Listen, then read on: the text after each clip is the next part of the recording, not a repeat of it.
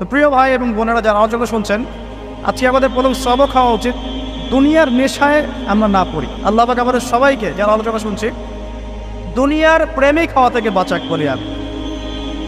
দুনিয়ার প্রেমিক না, প্রেমিক হবো কার? আল্লাহর আখিরাতে। কতটুকু দাম আছে দুনিয়ার? আল্লাহ পাক বলছেন একটা মাছির পাখার সমানও না। একটা মাছির পাখার কি দাম আছে আপনার কাছে? আল্লাহ পাক বলছেন পুরো দুনিয়ার দাম আমার কাছে যদি একটা মাছির পাখার সমান হতো তাহলে এই দুনিয়াতে কোনো কাফের মুশরিক পানি পান করতে পারতো না। তার মানে এই দুনিয়াতে যা করো করো, আমার তো কোনো দামই নাই দুনিয়া। কালকেই তো আমি দুনিয়া ধ্বংস করবো। আর ওই যে দুই জাতির কথা বললাম, জিন এবং মানব জাতি, আপনারা সূরা আর রহমান পড়বেন। রহমান নামটা অনেক ব্যাপক দয়াময়ের নাম, তার মানে আল্লাহ পাক মার্সিফুল, মোস্ট মার্সিফুল। কিন্তু এই সূরা আর রহমানে একটা ভয়ঙ্কর আয়াত আছে, কি? সানাফরুগু লাকুম আইয়ুহাস সাকলান। হে মানুষ এবং জিন, হে মানুষ এবং জিন, শীঘ্রই আমি তোমাদের দুইটা জাতিকে ডিল করার জন্যে পারেক হচ্ছি, অপেক্ষা করতে পারি। মানে আল্লাহ পাক কুল্লু ইয়াউমিন হুয়া ফি শাআন, মানে আল্লাহ পাক কি করেন? সবসময় তার কাজে ব্যস্ত আছেন।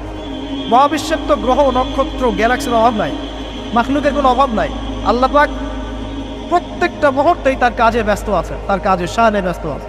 কিন্তু এই ব্যস্ততা থেকে ফারেক হবেন কাদের জন্যে? মানুষ আর জিনের জন্য। সুবহানাল্লাহ, মানুষ আর জিনের জন্য। আল্লাহ পাক বলছেন সানাফরুগু লাকুম আইয়ুহাস সাকলান। দাঁড়াও, দুনিয়ার মধ্যে এইসব করে বেড়াচ্ছ, তোমাদের দুই জাতির জন্য আমি অচিরে ফারেক হব ইনশাআল্লাহ। ওইটাই হলো কিয়ামতের দিন। যদি ওই দিনটা আমরা মাথায় রেখে চলি, ইনশাআল্লাহ আমরা কেউ বস্তুবাদী হব না ইনশাআল্লাহ।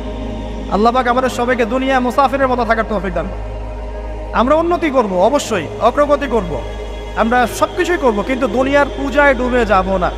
এটা একটা বড় চ্যালেঞ্জ। মানে মধ্যমপন্থী থাকতে হবে, না একদম গোলানো মার্কা আর না চরমপন্থী, মাঝামাঝি থাকার চেষ্টা করতে হবে। আল্লাহ তৌফিক দান। ঢাকাবাসীর জন্য এর চেয়ে বড় কোনো নসিহত হতে পারে না। আর ঢাকার মতো যত সিটিজ, মেগা সিটিজ আছে সারা ওয়ার্ল্ডে, তাদের জন্য এটাই প্রথম নসিহত, বস্তুবাদিতা ত্যাগ করতে হবে, বস্তুবাদিতা। আল্লাহ পাক আমাদের সবাইকে বাকির খাতা পূর্ণ করার তৌফিক দান। এখন একটা লক্ষ্য পেলাম, কি জন্য দুনিয়া এসেছে? আপনার ইবাদত করার জন্য। এখন অনেকে ভুল বুঝে প্রশ্ন করতে পারে, তাদের জ্ঞানের স্বল্পতা। আমি ওদেরকে দোষারোপ করবো না, কারণ আমাদের শিক্ষার সমস্যা আছে। আমরা তো সবার মাঝে ইসলামিক সার্বজনীন শিক্ষা দিতে পারছি না।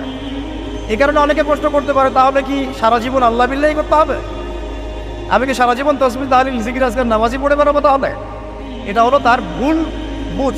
এই আয়াত সম্পর্কে ভুল ব্যাখ্যা। সঠিক ব্যাখ্যাটা কি?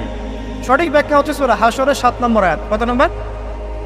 সূরা হাশর 7 নম্বর আয়াত। আল্লাহ পাক বলছেন ওয়ামা আতাকুমুর রাসূলু ফাখুযুহ। রাসূলুল্লাহ সাল্লাল্লাহু আলাইহি ওয়াসাল্লাম তোমাদেরকে যা যা দিয়েছেন সব নিয়ে নাও। ওয়ামা নাহাকুম আনহু ফান্তাহু। রাসূল যা থেকে বিরত থাকতে বলেছে সমস্ত বিষয় থেকে দূরে থাক। এখন এই আয়াতটাকে সামনে রেখে কোরআন সুন্নাহকে যদি আমরা ঘাঁটি, আমরা দেখব রাসূলুল্লাহ সাল্লাল্লাহু আলাইহি ওয়াসাল্লাম পেশাব পায়খানা ইস্তেনজা করা থেকে শুরু করে রাষ্ট্র চালানো পর্যন্ত প্রতিটা কাজের হেদায়েত দিয়ে গেছেন। আলহামদুলিল্লাহ, এটা কেউ মানি বা না মানি দিয়ে গেছেন, এটা বিশ্বাস করতে হবে। আমল করতে পারি বা না পারি, নবী দিয়ে গেছেন, বিশ্বাস করতে হবে।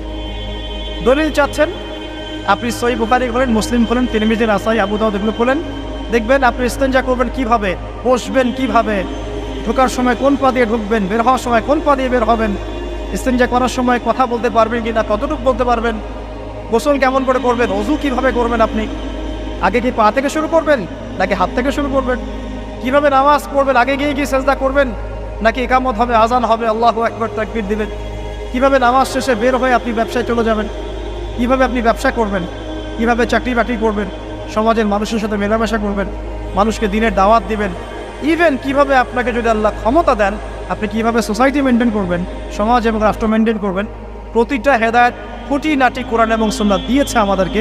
এই বিশ্বাস আগে রাখতে হবে। এই বিশ্বাস না রাখলে কেউ মুসলিম হতে পারবেন। I am very sorry to say, এই বিশ্বাস না করলে কেউ মুসলিম হতে পারবে না।